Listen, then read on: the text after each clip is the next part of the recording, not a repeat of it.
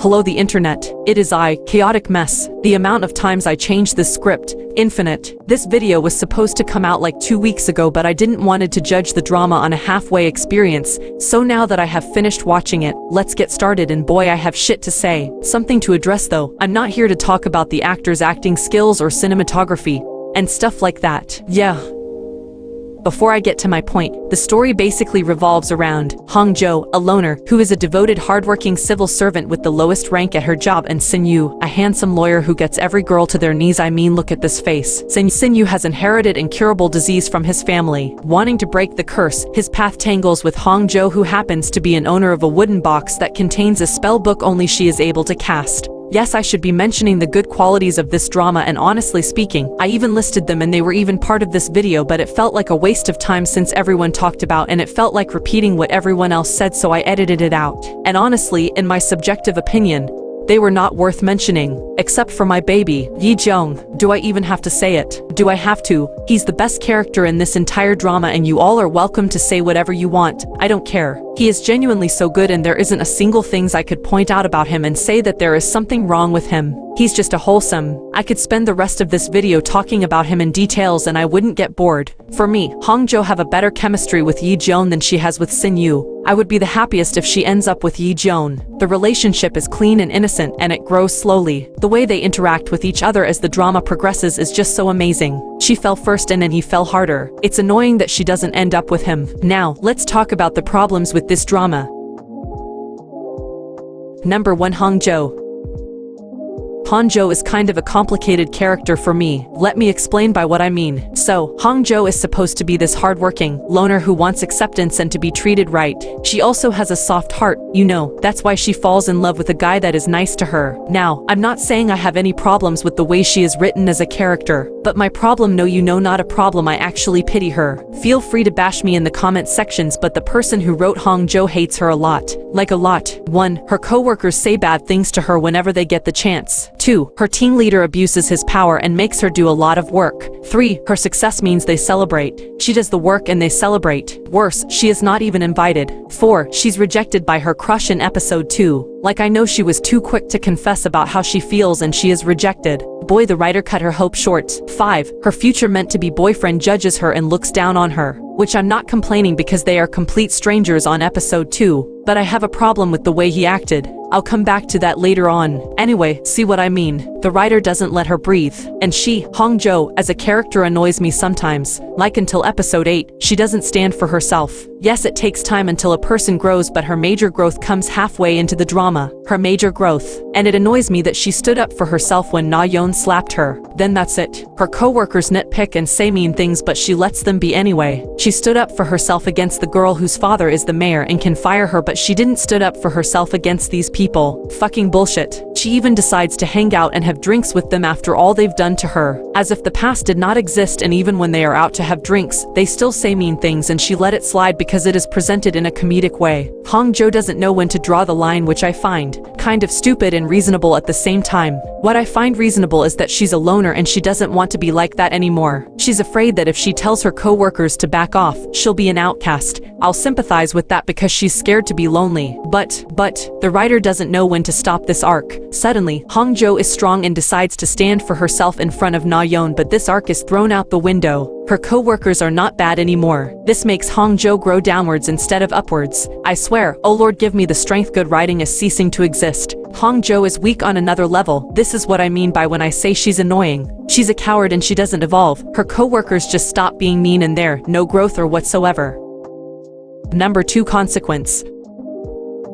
Consequence plays a really strong role in character development. You know, a character makes a mistake. They face consequences and that's how they grow. That's when they learn something new. That's how growth works. See, here's the thing. I don't have a problem with these three getting along with Kwon Jae. But my problem is this, they have not faced consequences. They did not say sorry for the way they treated her. They have said shitty things but nothing happens. It's like the supporting casts have no growth. And you know where treating supporting characters this way leads to? Making them a mere plot device. This makes me think that they are nothing but a plot device the writer decided to use to make Hong Jae seem more sympathetic. Like Hong Jae, is this someone the viewer is supposed to love dearly? I do love her, but the way the writer oversympathize her like way over the top and expect me to love her more is just, no, it's a big no. It doesn't work. The writer was like, consequence arc be damned. Her co-workers are the worst. I will not forgive them, especially these two. Shout out to my baby though. She deserves the world. Number 3, Sin-yu. I like him. He's a cool character. He is charming, funny, and you can just love him. He's just there, being cool and showing off his long eyebrows. I don't know why writers these days are obsessed with making their male characters to be the confident male who's full of himself and who is capable of doing everything. This gets boring, I swear. At this point, I hope there aren't any more male character coming up with this kind of character trait. You see, I don't hate how Sin-yu is written. The way he's written works, but you know who works better? That's right, gyeong. He feels down to earth more than Sin-yu. He seems like a real character with real flaws more than Sin-yu does. Yes, Sin-yu is cursed and he is afraid of heights, and that's why we love him as the main male lead, because we got to see his flaws and pain. But we rarely get to see gyeong's flaws. I honestly don't care if I'm being biased or not, but I love how he's written more. Bro, like every moment he shared with Hong Jae, especially when they went to see pets, and when he was drunk, the way he talked, I almost cried. He was so damn adorable. I will say it, gyeong works better than Sin-yu does. It's my own subjective opinion. I'm being biased towards gyeong because the writer is biased towards Sin-yu. I swear, if we were to see gyeong wholly, we would have loved him more than Sin-yu. Like take True Beauty for example. Tell me if there aren't any fans who want Ju Kyung to end up with Han Seo-jun. I mean, I am one of them. It's not that I hate Soo-ho. I love him. I'm happy that she ended up with him, but also sad that she didn't end up with Seo-jun. See this what I mean? If you're gonna have a love triangle, at least do it right. Make the odds the female lead ends up with either of the male characters 50-50. On this drama, I'm sure that 99% of the viewers want Hong Jae to end up with Sin-yu. This makes the second male lead no different than the rest of the supporting roles. Number 4. Plot. Like, I know some people have said the drama's plot is a little childish. Not for me though. If you use it well, I think it can turn out okay. Yes, this drama is okay. But first of all, I'm sorry, but are you expecting me to accept these are in love when they said this? 당신이 이것저것 섞어서 요래요래 만든 그 애정수라는 것을 먹은 게 바로 나거든. And then this. 이건 사랑이야. And then this.